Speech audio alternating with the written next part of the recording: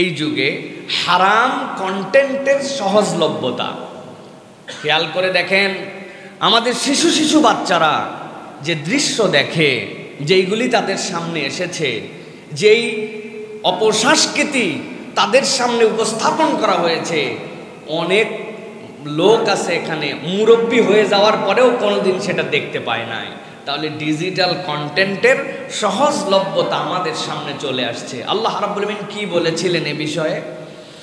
আল্লাহ রাব্বুল আমিন বলছেন, হে নবী, আপনি জানায় রাখেন আপনার উম্মতকে, 1450 বছর আগে আল্লাহ রাব্বুল আলামিন কিয়ামত পর্যন্ত মানুষের জন্য নির্দেশনা দিলেন, যেই সময় প্রযুক্তি আপনার আমার হিসাবে কোনো অঙ্কুর উদ্গম হয় নাই।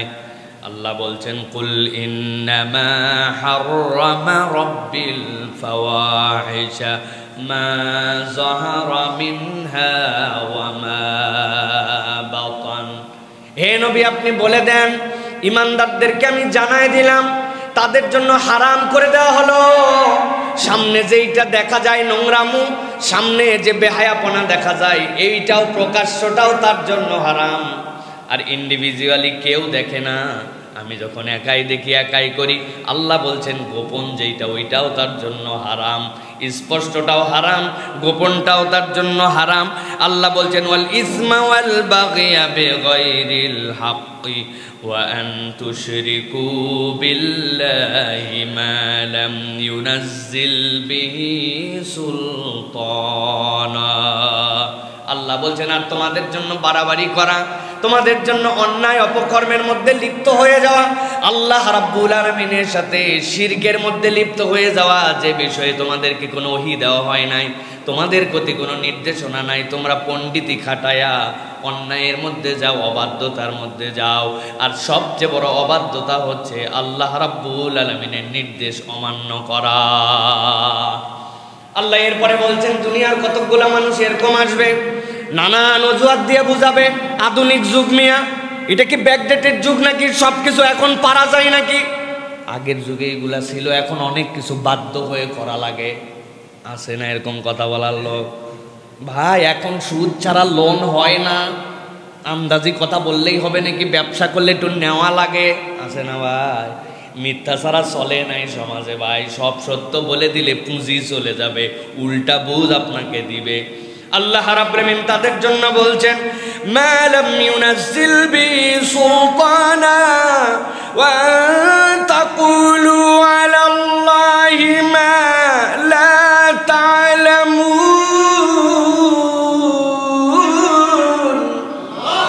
আল্লাহ বলছেন, ও দুনিয়ার মানুষ, ওয়া তাকুলু আলাল্লাহ, আল্লাহর ব্যাপারে তুমি এরকম কথা বলো নাকি যেই কথা তুমি জানো না? যেই সময় সৃষ্টি করছেন আল্লাহ, যেই বুঝ সৃষ্টি করছেন আল্লাহ, যেই আকল তোমাকে দিলেন আল্লাহ, যেই আল্লাহ তোমারে সৃষ্টি করলেন, তোমার কথা শুনে মনে হয় ওই আল্লাহ বোধহয় সিস্টেম জানতেন না, ওই আল্লাহ বোধহয় যুগ কত যুগ আধুনিক হবে জানতেন না। আল্লাহ এই জন্য বলছেন, সাবধান বান্দা, কথা বলার সময় তিনি তোমার সুলতান, তিনি তোমার রব, এমন কথা বলো না যেই কথা আল্লাহ বলতে বলে না। অতএব প্রিয় ভাইয়েরা, দ্বিতীয় বিষয় যেটা আপনার আমার জন্য, সেটি হচ্ছে যেভাবেই হোক হারাম কন্টেন্টের সাথে আমাদের কোনো যোগাযোগ থাকবে না। প্রয়োজনে কন্টেন্ট বাদ দিয়ে দিব, কিন্তু হারাম দেখবো না। কই হুজুর কি করব? ওয়াজ শুনতেছিলাম, ওয়াজ শুনতে শুনতে চলে আসছে এটা। আপনার ওয়াজ শোনা ফরজ না, ওই হারাম থেকে বাঁচা আপনার জন্য ফরজ। অতএব প্রয়োজনে ওইটাই দেখবো না, ওই মিডিয়ায় ব্যবহার করব না। কিন্তু ইমানদার হারামের মধ্যে কোনো অজুহাতে ঢুকতে পারে? জোরে বলেন, পারে? সবার মুখে বলেন, পারে? এখন আমাদের করণীয় কি? নবী করিম সাল্লাল্লাহু আলাইহি ওয়াসাল্লাম বুখারীর হাদিসের মধ্যে বলছেন, আল আইনানি জানিয়াতান, শুধুমাত্র লজ্জাস্থান দিয়ে জেনা হয় না, তোমার চোখ দিয়েও, দুটো চোখও তোমার জেনা করে। একটু হিসাব মিলান। আপনাদের হিসাব মিলান বলানো উচিত না, আমি নিজেকে বলতেছি। আব্দুল্লাহ সাইফুল্লাহ, তুমি হিসাব মিলাও, হিসাব মিলান। চোখের গুনাহ আমাদের কোন লেভেলে চলে গেছে। অনেকেই বলে, হুজুর যারা দৃষ্টি প্রতিবন্ধী হন তাদেরকে আল্লাহ রাব্বুল আমিন এত প্রখর একটা স্মৃতিশক্তি দেন, অবাক হয়ে যেতে হয়। আমার আব্বার কতগুলা ছাত্র আছেন, তারা টাকা দিছি, টাকাগুলো এলোমেলো করে আমরা 5 ভাই, আমরা ভাইয়েরা আসতো যখন উনি মজা করতাম, সব টাকা দিছি এরকম করে মিলায় 50 টাকা আছে, 10 টাকা আছে, 20 টাকা আছে। ভাই দেখেন তো চেক করে, উনি টাকা এরকম করে হাত দিয়া নাক দিয়ে শুকে বলে দেয়, যতবার দেওয়া হয় ততবার ঠিক বলে। আরেকটা বাড্ডায় একটা মাদ্রাসা একবার গিয়েছিলাম, এখানে হচ্ছে দৃষ্টি প্রতিবন্ধীদের জন্য। তো এখানে আমার ওস্তাদ বলছেন যে শেখ, আপনি এখানে যাওয়ার পরে দেখবেন মজা, সবাই আসছে, আপনি মুসাফা করতেছে একজন আরেকজনের সাথে, দেখবেন ওরা কোনো কথা বলবে না, কিন্তু আপনি যে কোনো একজনের সাথে মুসাফা করবেন দেখবেন আপনার সাথে ভিন্নভাবে কথা বলবে। আমি টেস্ট করে একজনের সাথে মুসাফা করছি, ওদের সাথে মিশে যায়, বলতেছে আসসালামু আলাইকুম, আপনি কে, কবে আসছেন, আপনাকে তো আগে দেখি নাই। আরে অত দৃষ্টিই নেই, আমারে দেখলো কেমনে? বলে ওরা গায়ের সাথে গায়ের ঘেঁষা পর্যন্ত মুখস্থ, হাতের সাথে হাতের টাচ পর্যন্ত মুখস্থ, আপনার হাতটা যে নতুন সাথে সাথে সে ধরে ফেলছে। কিভাবে? আমার একটা ক্ষুদ্র অ্যানালাইসিস হচ্ছে, আল্লাহ কোরআনে বলছেন, দুনিয়ার মানুষ জেনে রাখো, তোমাদেরকে আল্লাহ 2টা নিয়ামত দিয়েছেন, আম্মাই ইয়ামলিকুস সামআ ওয়াল আবসার, তোমার চোখ দিল কে আর কান দিল কে? আমার ক্ষুদ্র অ্যানালাইসিস, মানুষের ইনপুট হচ্ছে 2টা, চোখ আর কান। আপনার এই চোখ আর কান দিয়ে যদি ভিতরে না ঢোকে আপনি তো অ্যানালাইসিস করতে পারবেন না। তাহলে ইনপুট ডিভাইস হচ্ছে এই 2টা, এই 2টাতে আপনার ভিতরে ঢোকে। এখন এই ভিতরে আপনি যদি মন্দ জিনিস ঢুকান, যেটা ঢুকানোর না, খালি ভাইরাস ঢুকতেছে, তাহলে ইনপুটের জায়গাটা তো অটোমেটিক ময়লা হয়ে যাবে, আপনাকে তখন তো সেই জায়গা পরিষ্কার করতে হবে। আপনার আমার কান দিয়ে যত না ঢোকে তার থেকে বেশি ঢুকে আমাদের চোখ দিয়ে। ওই আল্লাহর বান্দারা চোখে দেখে না, তো দেখে না তো সবই দেখে না, গুনারটাও দেখে না, ভালোটাও দেখে না। আল্লাহ রাব্বুল আলামিন এই জন্য তাদের আত্মিক শক্তিটা বাড়ায় দেন, সুবহানাল্লাহ। এটাই প্রমাণ করে যে আমরা যদি চোখকে কন্ট্রোল করতে পারি, আমার জীবনের অর্ধেক কন্ট্রোল হয়ে যাবে, সুবহানাল্লাহ। চোখ ঠান্ডা তো দিল ঠান্ডা, কিসের পেট ঠান্ডা তো দিল ঠান্ডা, আপনার চোখ ঠান্ডা তো দিল ঠান্ডা। আল্লাহ বলছেন না, কুররাতা আয়ুনিনা, আল্লাহ তাদেরকে আমার চোখের শীতলতা বানাও। তার মানে কি? চোখ দেখে খুশি হয়। চোখ হচ্ছে মনের দরজা, আপনার মন ওর মধ্যে ঢুকায় নাই। এই জন্য প্রিয় ভাইয়েরা, প্র্যাকটিক্যাল সমাধান হচ্ছে কতগুলো আছে। তার একটা হচ্ছে কাহাফ গার্ড নামে, নেটে সার্চ করে দেখবেন, আপনি যে ফোন যে ডিভাইস ব্যবহার করেন কাহাফ গার্ড আছে। এরপরে দেখবেন NSFW ব্লকার অ্যাপ আছে, খারাপ কিছু যেন না দেখতে পান, খারাপ কিছু যেন আমার সামনে না আসে, এইগুলো আপনাকে প্রোটেস্ট করে দেওয়ার জন্য, সাধ্যের মধ্যে ফিল্টার করে আপনাকে দেওয়ার জন্য চেষ্টা করবে প্রিয় ভাইয়েরা। সাথে সাথে একটা আমল আছে, অনেক সালাফরা বলেছেন সূরা নূরের 30 থেকে 31 এই 2টা আয়াত বেশি বেশি তেলাওয়াত করা, এটা আমাদের নিজেদের মধ্যে ওই মোরাল ডেভেলপমেন্টের জায়গা বাড়ায়। সুতরাং আমাকে প্রথমে বুঝতে হবে হারাম কন্টেন্ট আমি দেখব না, এখন এখান থেকে বাঁচবো কিভাবে সেটা আপনাকে প্র্যাকটিস করতে হবে প্রিয় ভাইয়ের। এটা গেল 2 নম্বর বিষয়। আপনি চিন্তাও করতে পারবেন না যে আপনি ডিজিটাল গীবত করেন। কিভাবে গীবত করতেছেন একটু খেয়াল করে দেখেন। আপনার সামনে একটা মিম আসছে, আপনি ওই মিমটা শেয়ার করতেছেন, মজা পাচ্ছেন, অমুকের ব্যক্তিত্ব হানি করে একটা মিমস বানাইছে কেউ একজন। আপনার সামনে চলে আসছে একটা স্টোরি, যে স্টোরিতে আপনি দেখছেন যে কোনো ব্যক্তির অবর্তমানেই তাকে পচানোর জন্য কিছু একটা বলা হচ্ছে, স্ক্রিনশট শেয়ার করতেছেন, আপনি চ্যাট হিস্ট্রি লিক করে দিয়ে আপনি সেইটা মানুষের সামনে উপস্থাপন করতেছেন। আপনি মনে করছেন না তো, আমি তো মুখ দিয়ে কিছু বলি নাই। এই জন্য প্রিয় ভাইরা, এই গীবত এখন ডিজিটালাইজড হয়ে গেছে। আমরা যদি একটুখানি দেখি তাহলে আমরা দেখব এই গীবতের মধ্যে আমরা সকলেই কম বেশি ঢুকে গেছি। অথচ আল্লাহ রাব্বুল আলামিন কুরআনুল কারীমের মধ্যে বলেছেন, ওয়ালা ইয়াক্তাব বা'দুকুম বা'দা আইয়ুহিব্বু আহাদুকুম আন ইয়াকুলা লাহমা আখিহি মাইতান ফাকারিহতুমু। তুমি তোমার মৃত ভাইয়ের গোশত খাওয়া কখনোই পছন্দ করতে পারো না, ঠিক সেই রকম তুমি পছন্দ করো না ওইটা, কিন্তু তুমি ডিজিটাল গীবত করে ফেলতেছো। আমরা এরকম কাজ অহরহ করতেছি। গীবতের এর আগের কনসেপ্ট ছিল আমার কাছে যে কিছু মানুষ গীবতকে শরীয়ত সম্মত বানানোর চেষ্টা করছে। নাউজুবিল্লাহ বলেন। 3 জন বসে আছে, একজন বলছে একজনের নামে নানান কথা, আরেকজন শুধুমাত্র শুনছে আর হো হো করছে। মধ্যের জন অনেকক্ষণ পরে বলছে আসলে এইগুলা কথা বলা ঠিক না, তবে না বলেও পারি না, আল্লাহ মাফ করুক, কথা ঠিক। বুঝেন নাই না ভাই? মানে এইগুলো কথা বলা ঠিক না, না বলে পারি না, আল্লাহ মাফ করুক ডাক্তার সাহেব, কথা ঠিক, তাই না ভাই?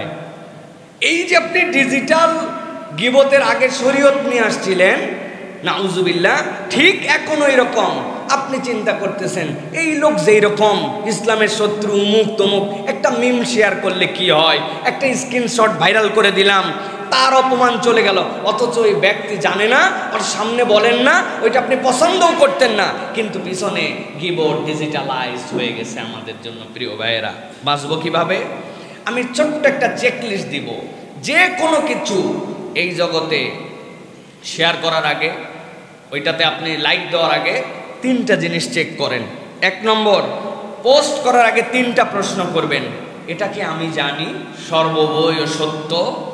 2 নম্বর, আপনি যে চিন্তা করবেন নিজে যে এইটা কি করা আমার জন্য প্রয়োজনীয়? আর 3 নম্বর জিজ্ঞাসা করবেন এটাতে কি কারো ক্ষতি হবে কিনা, অথবা আমার বিপক্ষে যদি এই কাজটা হতো সেটাকে আমি পছন্দ করতাম কিনা। আপনি এই 3টা প্রশ্ন করে আপনার ফুট স্টেপটা আগাবেন। এইটা যদি ইমানদার এহতেসাবের মধ্যে নেয়, তাহলে আমাদের এই আধুনিক প্রযুক্তিও আমাদের জন্য আশীর্বাদ হবে, আমাদের জন্য এটা কল্যাণের হবে, অপর মুসলমানের সম্মানহানি হবে না। আল্লাহ রাব্বুল আলামিন আমাদেরকে বোঝার তৌফিক দান করেন।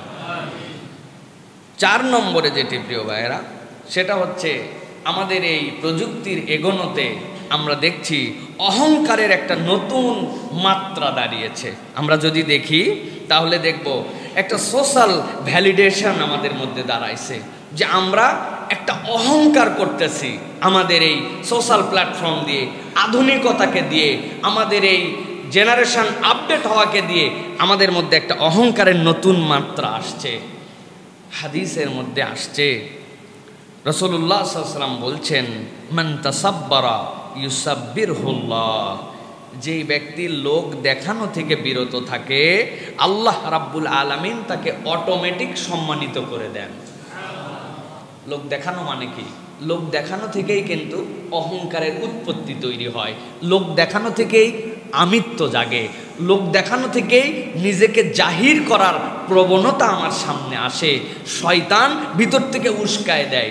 এটাকে আমরা এখন যদি দেখি তাহলে আমরা দেখব এইটা এখন ডিজিটাল হয়ে গেছে। আমি যাই করি, আমি যেটাই করি, আমি চিন্তা করি আমারটাই টপ বেস্ট, আমার থেকে কেউ ভালো বোঝে না, আমার থেকে বেশি কনসেপচুয়ালি কেউ আগায় নাই। এই যে আমাদের মধ্যে প্রবণতা চলে আসছে প্রিয় ভাইয়েরা, এইটা আমাদের খুব একটা ভয়ঙ্কর অপরাধ। আপনি বলছেন না না, আমি কি কাউকে হেউ করে দিছি? আমি আমারটুকুকে জানানোর জন্য দিছি। আলহামদুলিল্লাহ, এবার ঈদে বেশি টাকার বাজার করতে পারি নাই, শুধুমাত্র একটা 7,500 টাকা দিয়ে 3 পিস কিনেছি। আলহামদুলিল্লাহ, আগে বলে নিছি। আবার বেশি টাকা বলতে পারি নাই, এটাও জানাই দিছি, কিন্তু 7,500 টাকা দিয়ে কিনেছি। আমি বলতে চাই না আমার 2টা ছেলে অস্ট্রেলিয়ায় থাকে, একটা মেয়ে আমেরিকায় থাকে। বলা বাদ আছে তো না ভাই? আমার কথাকে বুঝতেছেন ভাই আপনারা? তাহলে হোহা করেন একটু। এই যে এই টেকনিক, এইটা আপনাকে কে স্প্রেড আউট করালো? আপনি আল্লাহ রাব্বুল আলামিনের চাদর ধরে টান দিছেন। আল কিবরিয়া ও রিদাই, আল্লাহ বলছেন অহংকার, বড়ত্ব, এটা একমাত্র আল্লাহ রাব্বুল আলামিনের স্ট্যাটাস। তুমি তোমার স্ট্যাটাসে এটা জাহির করতেছো।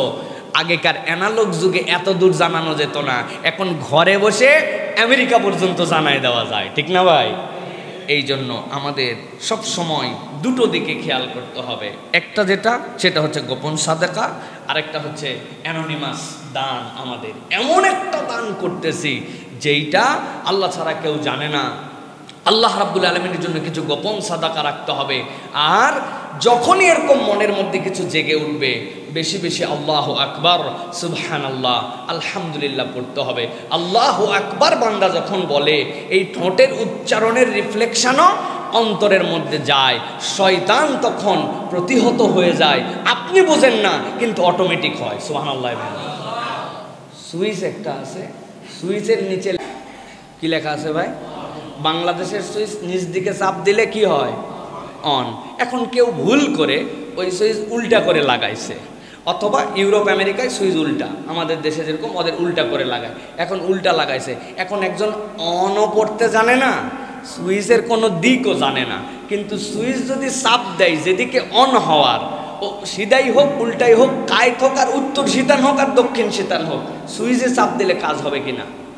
ভালো করে মনে রাখবেন, আল্লাহর জিকিরগুলি বান্দার জন্য এরকম আল্লাহর পক্ষ থেকে দেওয়া ফরমেশন। আপনি বুঝেন না বুঝেন, আপনি পড়ছেন, আপনি বেনিফিটেড হবেন। সুবহানাল্লাহ। 3 বার কেন সূরা ইখলাস পড়া লাগবে? 4 বার কেন না? 33 বার কেন সুবহানাল্লাহ? 35 বার কেন না? বান্দার এগুলা জিজ্ঞাসা করার কোনো যোগ্যতা নাই। আল্লাহর পক্ষ থেকে ওহী প্রাপ্ত হয়ে নবীজি জানাইছেন এটা 7 বার, এটা 33 বার, এটা অমুক নামাজের পরে 1 বার, এটা অমুক নামাজের পরে 3 বার, জুমার দিনে সূরা কাহাব, শোয়ার আগে তোমার এই সূরা, এইগুলা আল্লাহর পক্ষ থেকে দেওয়া অটোমেটিক আপনার জন্য রক্ষা কবচ। বান্দা যখন অহংকার জাগ্রত হয়, সে পড়বে আল্লাহু আকবার, সুবহানাল্লাহ, আলহামদুলিল্লাহ, লা হাওলা ওয়ালা কুওয়াতা ইল্লা বিল্লাহ। হয়তো বাহ্য চোখে দেখবে, এফেক্ট হবে না, অথবা গুনাহ হয়ে গেলেও আল্লাহ এটার দ্বারা কেটে দিয়ে ওই বান্দাকে আবার মাটির সাথে পা লাগায় রাখবেন, জান্নাতের উপযুক্ত রাখবেন।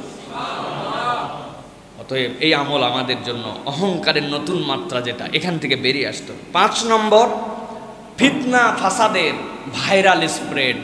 খুব খেয়াল করে দেখবেন প্রিয় ভাইয়েরা, আমরা এখন ফিতনা ফাসাদকে মুহূর্তের মধ্যে ভাইরাল স্প্রেড করে দেই। কবেকার কোন দিনের কার ঘটনা, রিসেন্ট ঘটনার সাথে মিলাইয়া ওই ভিডিও লাগাই দিছি, আছে না ভাই? আরো ভেঙ্গে বলবো প্রিয় ভাইয়েরা, আল্লাহ নবী সাল্লাল্লাহু আলাইহি ওয়াসাল্লাম বলছেন, দুনিয়ার মানুষ ভালো করে জেনে রাখো, মানুষকে মিথ্যা কথা মিথ্যা হিসাবে কেবল বললেই মিথ্যা হয় না। ছোট্ট একটা সূত্র জেনে রাখো, কাফা বিল মারই কাযিবান আইয়ু হাদিসা বিকুল্লি মা সামিআ। একজন মানুষ যা শোনে কিচ্ছু বাস বিচার না করে সাথে সাথে বলে দেয়। ইযা জাআকুম ফাসিকুম বিনাবাইন ফাতাবায়ানু। আল্লাহ বলছেন, তোমার কাছে যখন কেউ খবর নিয়ে আসবে, ফাতাবায়ানু, এর ইংরেজি হচ্ছে ক্রস এক্সামিন করো, আরো ভিন্ন সূত্র থেকে সেইটা যাচাই বাছাই করে দেখো। যদি তুমি যাচাই বাছাই না করে যা শুনেছো তাই বলে দাও, তাহলে আল্লাহর কাছে মিথ্যাবাদী হওয়ার জন্য তোমার এই একটা আমলই যথেষ্ট। এই জন্য প্রিয় ভাইয়েরা, খুব সমস্যা হচ্ছে আমাদের এখন, যে আমরা এই যুগে ঈমান হারানোর অন্যতম মাধ্যম, যা শুনলাম তাই আমরা বিশ্বাস করে ফেললাম, আগানি পাসানি কিচ্ছু ভাবলাম না। এবং কিছু সরল সোজা মানুষ আছে, আশ্চর্য হয়ে যায় যে এত বোকা এই যুগেও মানুষ হতে পারে। এই মানুষই আবার অন্য জায়গায় চালাকি দেখায়।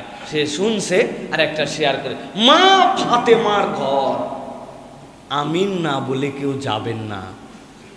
আমরা ভিডিও দিয়া একটা কত সহি আমলের উমুক তুমুক, আমার 2000 লোক সেটা দেখে না, আর এই আমিনে 1.5 লক্ষ ইমানদার আমিন বসায় গেছে। তুই একবার চিন্তা করলি না যে ভাই এইটা কেমনে মা ফাতেমার ঘর হতে পারে? এই ঘরের ছবিটা 1400 বছর আগে কে উঠাইলো? একবার ভাবলো না প্রিয় ভাইয়েরা। এই আগামী 226 দিন পরে পবিত্র রমাদানুল মুবারক শুরু হবে। এই বার্তাটি অ্যাভয়েড করে গেলে আপনার একটা ক্ষতি হবে, আর এটি ছড়িয়ে দিলে 3 দিনের মধ্যে সুসংবাদ পাবেন। বলুন সুবহানাল্লাহ। বলছে কারা কারা দেখুন? এই সুবহানাল্লাহ বলে এই বার্তা আমি ছড়াই দিচ্ছি। ভাই আরবি মাস 29 হবে না 30 হবে, তুই কেমনে 267 দিন ফিক্সড করলি রে ভাই? বুঝলাম না তো। এই যে আমাদের মধ্যে এইটা তো একটা লেয়ার, আর মিথ্যাগুলি তো মিথ্যাই, এটা শেয়ার টেয়ার করে তেমন কোনো ক্ষতি হয় না। কিন্তু আপনি ধোঁকাবাজির লেভেলটা বোঝানোর জন্য বলছি, এটা যদি শেয়ারও করে আমিনও দেয়, ব্যক্তির কোনো ক্ষতি হয় না।